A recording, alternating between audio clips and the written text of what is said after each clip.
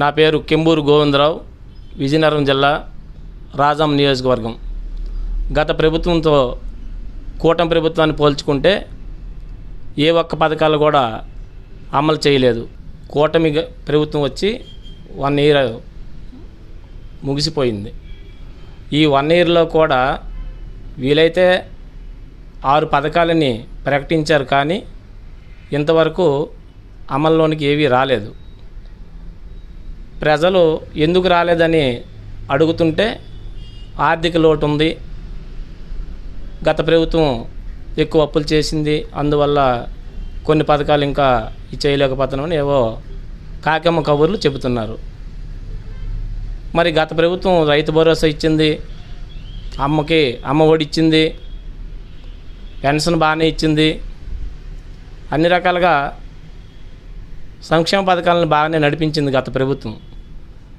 మరి ఇంతవరకు వీళ్ళన్ని మాట పెన్షనే తప్ప మిగతా పథకాలు ఏ పథకాలు కూడా ప్రజల వద్దకు వీళ్ళు తీసుకురాలేదు. ప్రజలకి ఏ రకమైన మేలు చేయలేదు. ఫ్రీ బస్ అన్నారు, అది జనవరి నుంచి మే నుంచి ఆగస్టు అంటున్నారు. ఇప్పుడు అది ఎంతవరకు నిర్వర్తించారనేది వేచి చూడాలి. అదే కాకుండా రైతు అన్నదాత ఏదో కార్యక్రమం అన్నారు, ఇంతవరకు ఆ కార్యక్రమాన్ని కూడా నిర్వర్తించలేదు. మరి అమ్మకి వందనం అని ఎందరుంటే అందరూ ఇంట్లో పిల్లలకి 15,000 చొప్పున సంవత్సరానికి ఇస్తామని చెప్పేసి బాగానే డబ్బా కొట్టారు. మరి అది కూడా ఈ నెల 12వ తారీఖు నుంచి ఇస్తామన్నారు.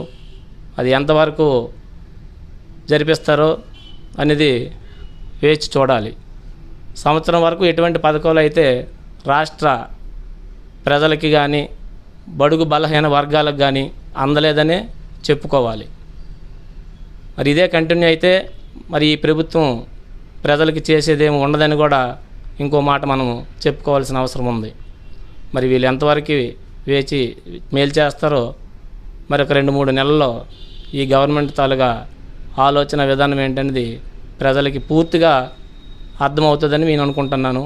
ఇంతవరకు అర్థమైంది, ఈ గవర్నమెంట్ చెప్పడమే చేతల్లో ఏమీ లేదని. పథకాలు అయితే పెట్టినవైతే బాగానే ఉన్నాయి, చేస్తే బాగుంటుందని ఆశిస్తున్నాం.